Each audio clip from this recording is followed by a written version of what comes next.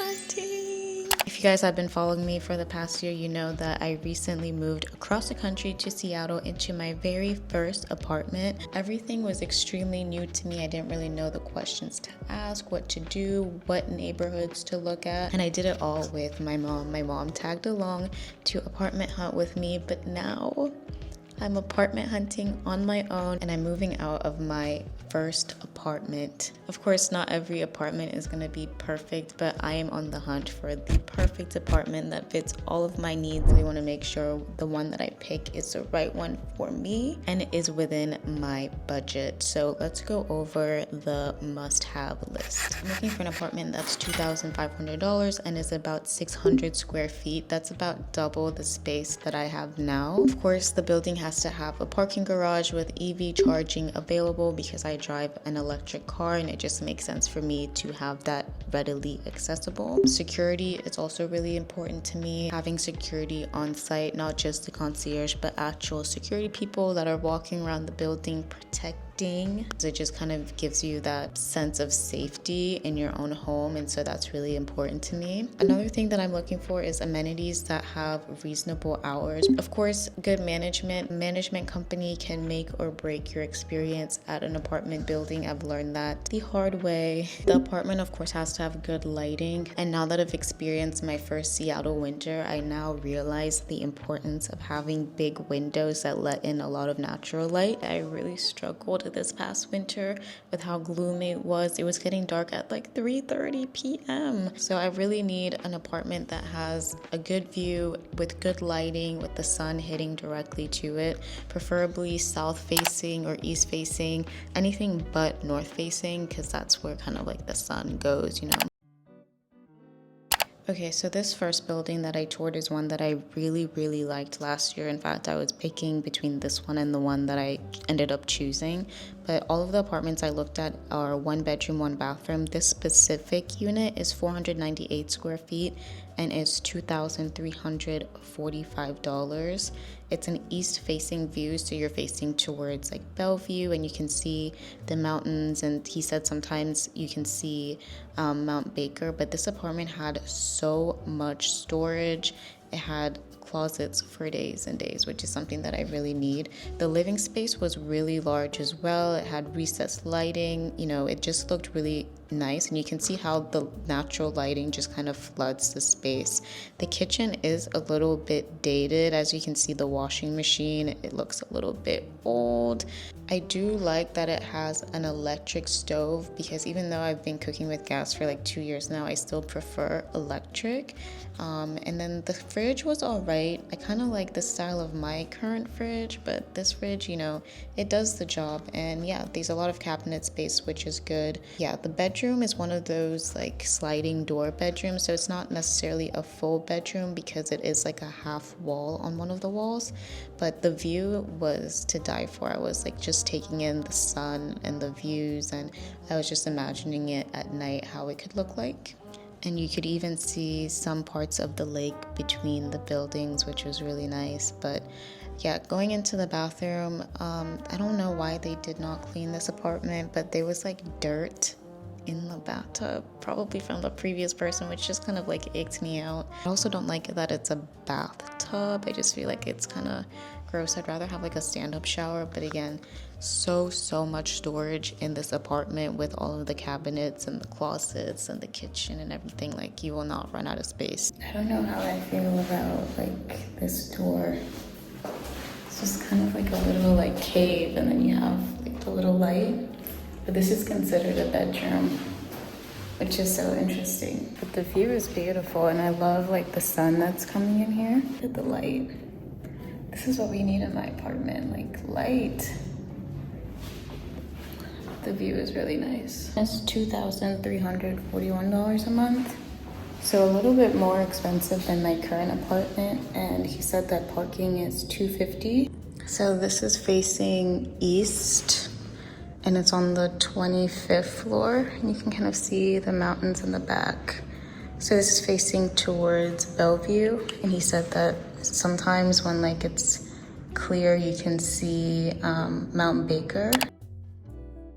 moving on to apartment 2. This is in the same building, but you can see it has a slightly different style, which I kind of prefer this style over the brown. But this one actually has a bedroom like with a door, so you get a full 1 bedroom, 1 bathroom, and the view isn't as nice even though it's still east facing, and there's not as much natural light as you can see. This one is 670 square feet, so it's slightly larger, and it's $2,452. Again, a lot of closet space. Look at this hallway. And of course, all the units that I'm touring have in-unit washer and dryer, because I'm not gonna share a washer and dryer with my neighbors. And then here's the bathroom. It looks, you know, the same as the other one, but I just hate the bathtub situation, but still a lot of storage, which is nice. This one also came with a pantry, which the other one didn't have, but it's like a little skinny pantry, but also I don't have a pantry right now, so it looks nice, but let's give it up for the view one more time and the dirty windows.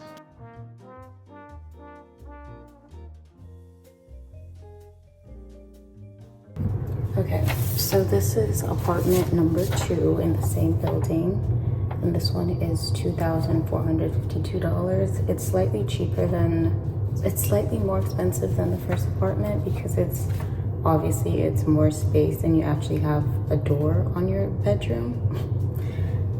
And the closet is huge, and it has a pantry. It's the little things. I think going from a studio into like a bigger apartment is like gonna be a game changer. But the lighting in this one is not as great. Lighting isn't as nice on here, and there's just like little things that I've seen so far, like, you know, it's like little like wear and tear on the apartment, like the cracks and the seals and stuff that bother me a little bit. But yeah, this one is cute. I like this one. It's huge. Like things like this, like broken, you know, just lets me know that the apartment isn't really well taken care of. All right, now on to apartment number 3, still in the same building. This one had like a weird pillar in the middle of the room dividing the kitchen and the living room, but this one is north facing and it had a spectacular view if you can see through the dirty window. But yeah, that's the pillar that I'm talking about. This pillar is like dividing the kitchen away from the living room. And it makes the kitchen feel like very claustrophobic because this is the kitchen. And then now like they made the pillar into like the pantry. I feel like this is like a space for 2 people. It's huge. I mean, there's still a lot of space. It's just like kind of like weird. Just like little things, like up here, there's like a gap between the wall and the ceiling all throughout. And then this is the main bedroom, which looks good on the surface because it has a balcony, right? Who doesn't want a balcony? Well, the balcony does not lock. It does not lock. It's being tied by a shoestring. I would not even trust to go out here. But this one has your own private little balcony,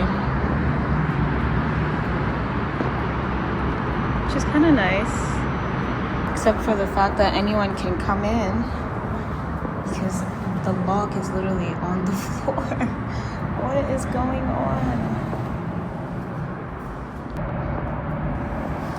This one also had a really large closet. I feel like this apartment is for 2 people because it's a huge closet, of course, in-unit washer and dryer with this thing that's not attached to anything, but hopefully they fix that. Again, a bathtub.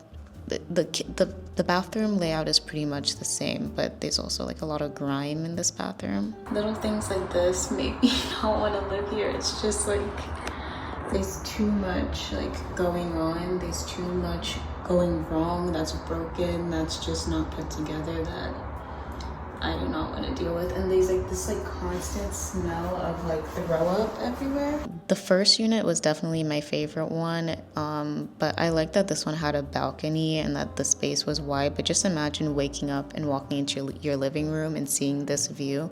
Like, it has the potential to be really great, but I just don't think it's for me. Okay, so this apartment is $2,462. $2,462, and there's like half the stuff is broken. Again, the main pro for this apartment is the balcony. Like, these are the views from the balcony. Like, it looks so good. It has so much potential. But again, with the outdated kitchen, you know, the brown cabinets, the dirty hallway, the messed up door, like there was just too much going on. So now we're gonna look at the amenity space in this building. And I'm gonna give you guys my honest raw reaction to some of these things that I was seeing, because it's just like, if you are paying to be in a luxury building, you want it to feel luxurious. You don't want to be walking around building and the elevator smells like throw up, the hallway smells like throw up. I mean, the carpet is like filthy, the doors are battered, the balcony door is broken, the seals are not sealed. Like, where is the facilities people who are keeping up with the apartment? Like, that is really, really important to me, that the apartment is kept up, especially if I'm paying like $2,500 plus a month. Of course, this is not including parking, utilities, and all of that stuff. So it's probably gonna be up $3,000 a month. If you are gonna be going into a luxury building, you have to make sure that everything is perfect. Things are not perfect. You have to be willing or okay with sacrificing some comfort.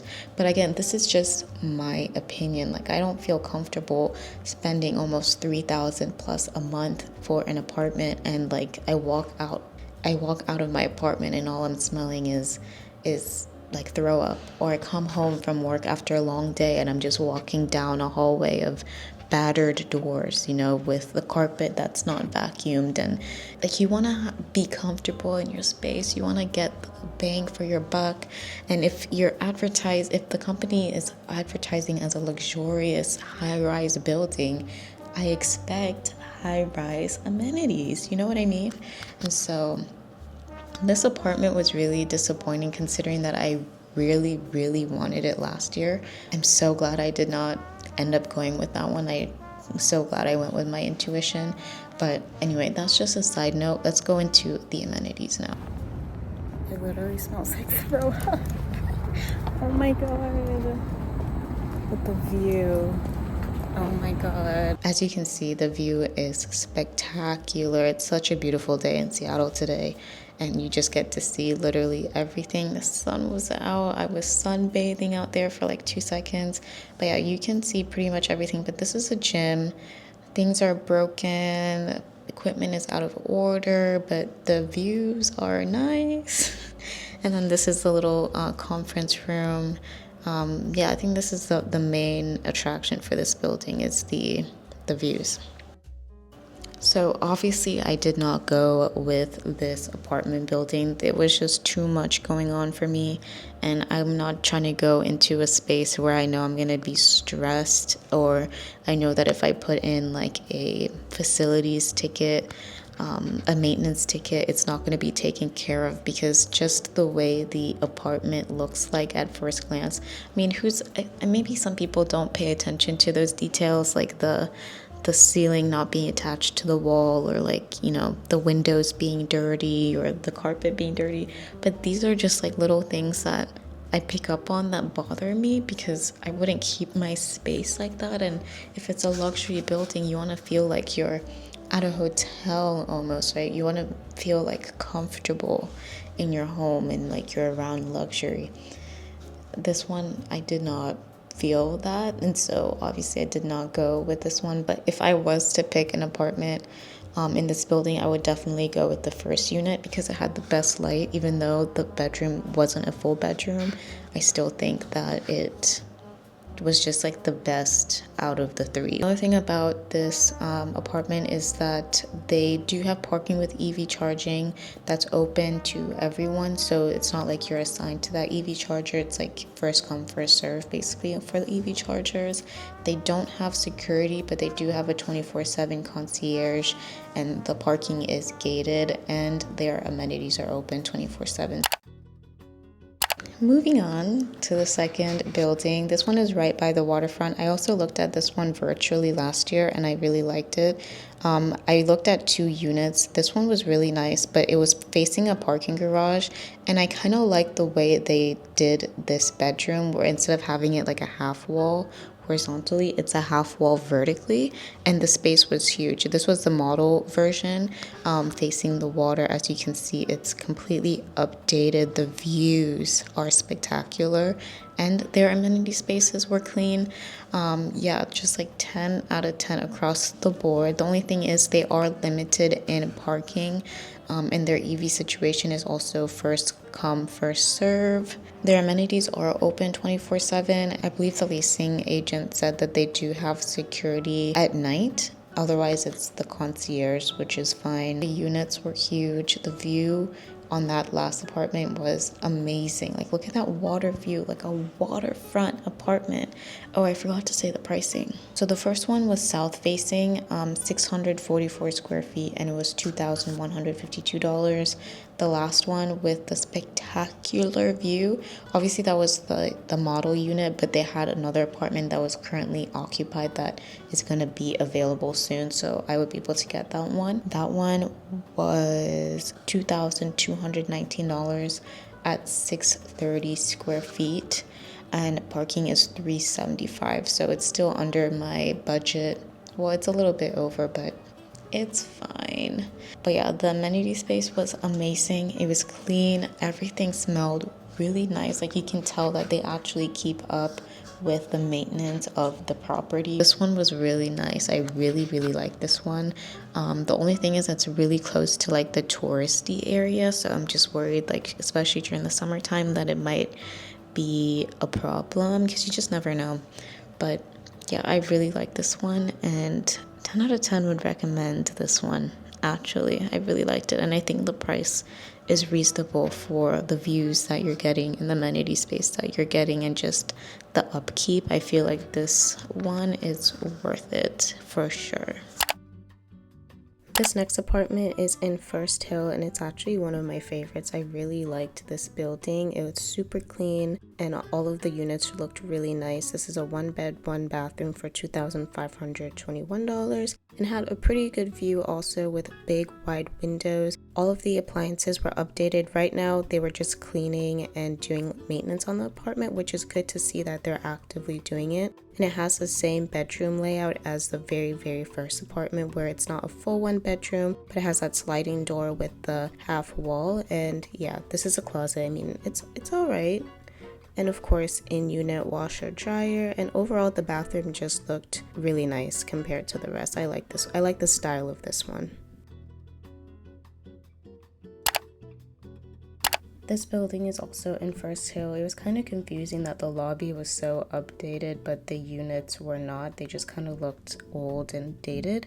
But this is a 1-bed, 1-bathroom for $2,134. The good thing about this unit is that it had a lot of light, but the layout was kind of odd. It was kind of like a studio-esque 1-bedroom, because the bedroom was really in a hallway with no door at all, not even a sliding door. As you can see, no updated appliances, and your view is to a bank, so you know to wake up and get that bread.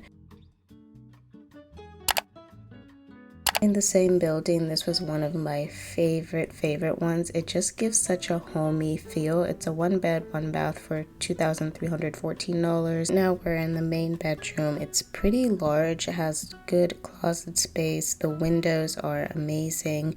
It looks over another building, but look at the trees. Can you imagine as the seasons change how that will look like? And I just like the lighting in this one also. It is north facing, but I really like this apartment. Look at the kitchen. It's wide. Personally, I'm not a fan of brown cabinets, but the bathroom is the same layout as the first apartment, and it's in a very walkable neighborhood. It was such a beautiful day in Seattle. I decided to walk to the very last apartment. It's in a very nice spot. I really liked it. The hills were not too much, except it was right across the street from a gas station, which I'm not a fan of. To be honest, the only part of this apartment building I saw was the lobby because no one was there to help me, even though I had an appointment. But that's all I can really say. The lobby looks really, really nice. I've been waiting for like an hour now. Did I just leave if I've been waiting for so long? It's been like an hour.